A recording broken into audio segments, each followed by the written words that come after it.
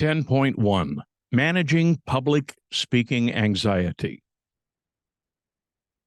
Learning objectives. Discuss common sources of public speaking anxiety. Identify strategies for addressing public speaking anxiety. Employ strategies for addressing public speaking anxiety. If you feel fear, anxiety, or discomfort when confronted with the task of speaking in front of an audience, you are not alone. National polls consistently show that public speaking is among Americans' top fears.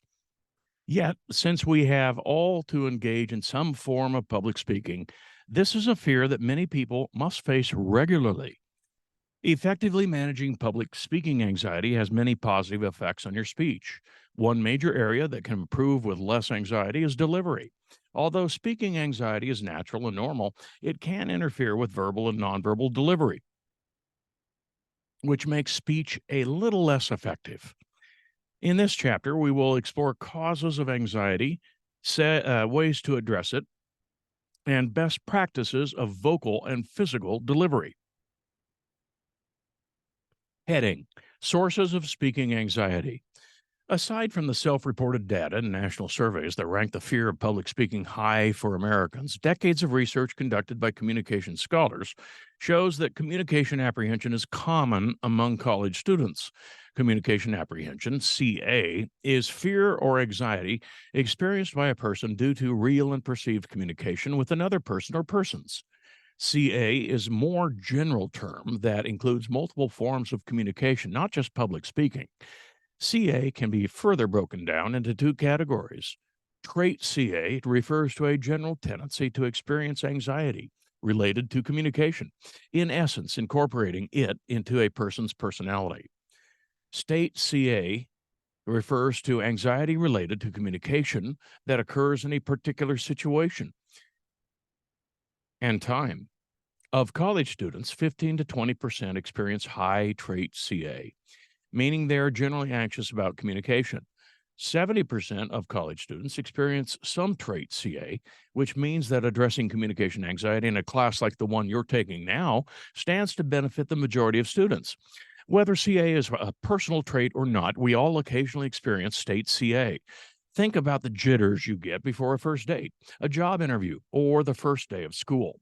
The novelty or uncertainty of some situations is a common trigger for communication anxiety, and public speaking is a situation that is novel and uncertain for many. Public speaking anxiety is a type of CA that produces physiological, cognitive, and behavioral reactions in people when faced with a real or imagined presentation. Physiological responses to public speaking anxiety include increased heart rate, flushing of the skin or face, and sweaty palms, among other things.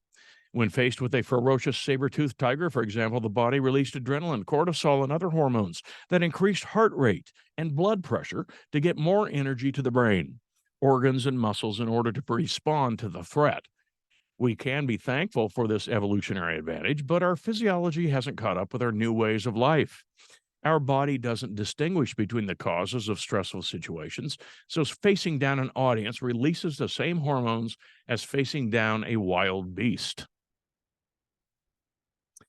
Cognitive reactions to public speaking anxiety often include intrusive thoughts that can increase anxiety. People are judging me. I'm not doing very well, and I'm going to forget what to say. These thoughts are reactions to the physiological changes in the body, but also bring in the social public aspect of public speaking, in which speakers fear being negatively judged or evaluated because of their anxiety. The physiological and cognitive responses to anxiety lead to behavioral changes. All these thoughts may lead someone to stop their speech and return to their seat or leave the classroom. Anticipating these reactions can also lead to avoidance behavior, where people intentionally avoid situations where they will have to speak in public. Heading: Addressing public speaking anxiety. While we can't stop the innate physiological reactions related to anxiety from occurring, we do have some control over how we cognitively process them and the behaviors that result. Research on public speaking anxiety is focused on three key ways to address this common issue: systematic desensitization, cognitive restructuring, and skills training. In addition, it is important to address the physical manifestations of speaking anxiety. Heading: Systematic desensitization. Although systematic desensitization may sound like something that would be done to you while strapped down in the basement of a scary hospital, it actually refers to the fact that we become less anxious about something when we are exposed to it more often. As was mentioned earlier, the novelty and uncertainty of public speaking is a source for many people's anxiety. So, becoming more familiar with public speaking by doing it more often can logically reduce the novelty and uncertainty of it. Systematic desensitization can result from imagined or real exposure to anxiety inducing scenarios. In some cases, an instructor leads a person through a series of relaxation techniques. Once relaxed, the person is asked to imagine a series of scenarios, including speech preparation and speech delivery. This is something you could also try to do on your own before giving a speech. Imagine yourself going through the process of preparing and practicing a speech, then delivering the speech, then returning to your seat, which concludes the scenario. Aside from this imagined exposure to speaking situations, taking a communication course like this one is a great way to directly engage in systematic desensitization. Almost all my students report that they have less speaking anxiety at the end of the semester when they started, which is at least partly due to the fact that they were forced to engage with speaking more than they would have done if they weren't taking the class. Cognitive restructuring is the next heading. Cognitive restructuring entails changing the way we think about something. A first step in restructuring how we deal with public speaking anxiety is to cognitively process through our fears to realize that many of the thoughts associated with public speaking anxiety are irrational. For example, people report a fear of public speaking over a fear of snakes, heights, financial ruin, or even death. It's irrational to think that the consequences of giving a speech in public are more dire than getting bit by a rattlesnake, falling off a building, or dying. People also fear being embarrassed because they mess up or are evaluated negatively. Well, you can't literally die from embarrassment, and in reality, audiences are very forgiving and overlook or don't even notice many errors that we, as speakers, may dwell on. Once we realize the potential negative consequences of giving a speech are not as dire as we think they are, we can move on to other cognitive restructuring strategies. Communication orientation modification therapy, COM therapy, is a type of cognitive restructuring that encourages people to think of public speaking as a conversation rather than a performance. Many people have a performance-based view of public speaking. This can easily be seen in the language that some students use to discuss public speaking. They say that they rehearse their speech, deal with stage fright, then perform their speech on a stage. I like to remind students that there is no stage at the front of our classroom. It's a normal floor. To get away from a performance orientation, we can record or reword the previous statements to say that they practiced their speech, deal with public speaking anxiety, then deliver their speech from the front of the room. Viewing public speaking as a conversation also helps with confidence. After all, you obviously have some conversational skills, or you wouldn't have made it to college. We engage in conversations every day. We don't have to write everything we're going to say out on a note card. We don't usually get nervous or anxious in regular conversations, and we're usually stressful or rather successful when we try.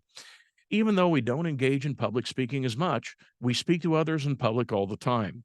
Thinking of public speaking as a type of conversation helps you realize that you already have accumulated experiences and skills that you can draw from, so you aren't starting from scratch. Last, positive visualization is another way to engage in cognitive restructuring. Speaking anxiety often leads to people to view public speaking negatively. They are more likely to judge a speech they gave negatively, even if it was good.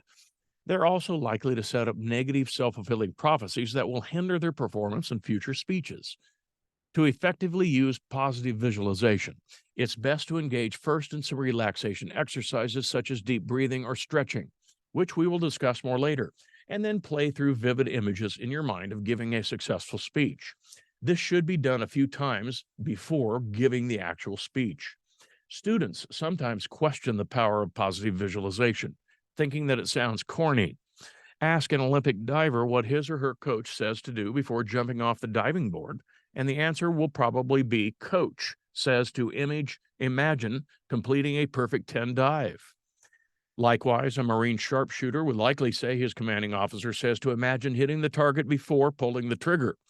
In both instances, positive visualization is being used in high stakes situations. If it's good enough for Olympic athletes and snipers, it's good enough for public speakers. Heading: Skills training. Skills training is a strategy for managing public speaking anxiety that focuses on learning skills that will improve specific speaking behaviors. These skills may relate to any part of the speech making process, including topic selection, research organization, delivery, and self evaluation. Skills training, like systematic desensitization, makes the public speaking process more familiar for a speaker, which lessens uncertainty. In addition, targeting specific areas and then improving on them builds more confidence, which can in turn lead to more improvement.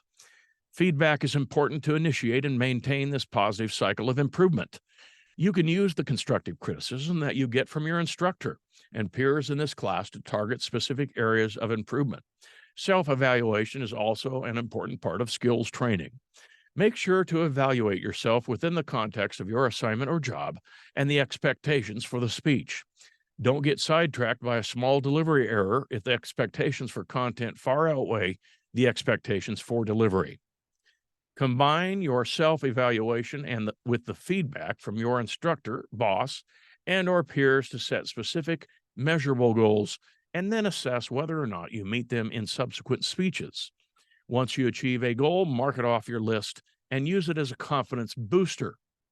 If you don't achieve a goal, figure out why and adjust your strategies to try to meet it in the future. Heading: Physical relaxation exercises.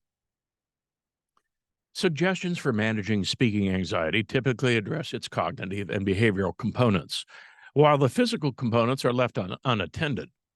As we learned earlier, we can't block these natural and instinctual responses. We can, however, engage in physical relaxation exercises to counteract the general physical signs of anxiety caused by cortisol and adrenaline release, which include increased heart rate, trembling, flushing, high blood pressure, and speech disfluency.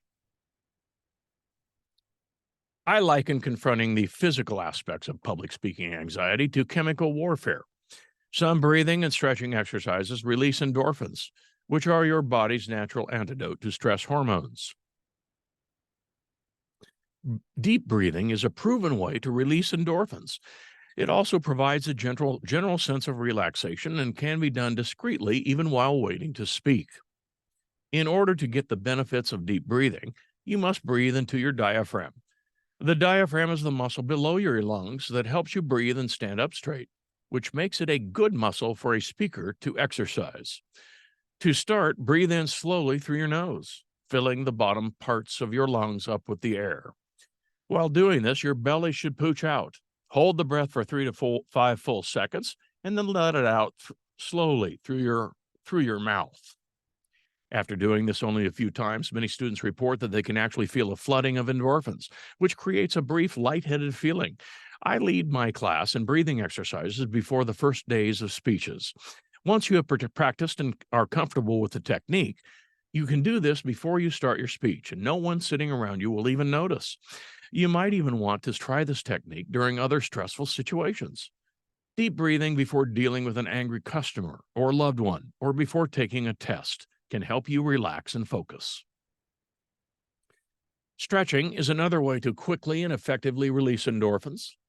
Very old exercise traditions like yoga, tai chi, and Pilates teach the idea that stretching is a key component of having a healthy mind and spirit. Exercise in general is a good stress reliever, but many of us don't have the time or willpower to do it. We can, however, all take time to do some stretching.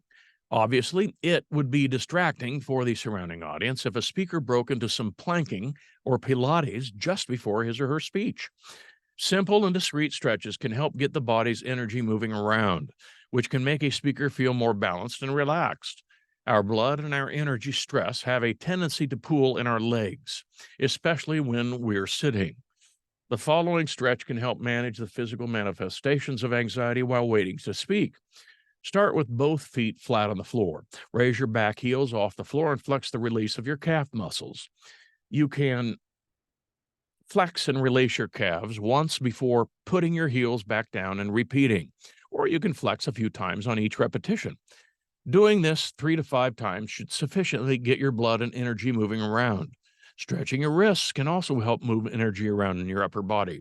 Since we are since our huge amounts of typing and using other electronic controllers put a lot of stress on this intersection of muscles, tendons, and bones, point one hand up at the wrist joint, like you're waving at someone.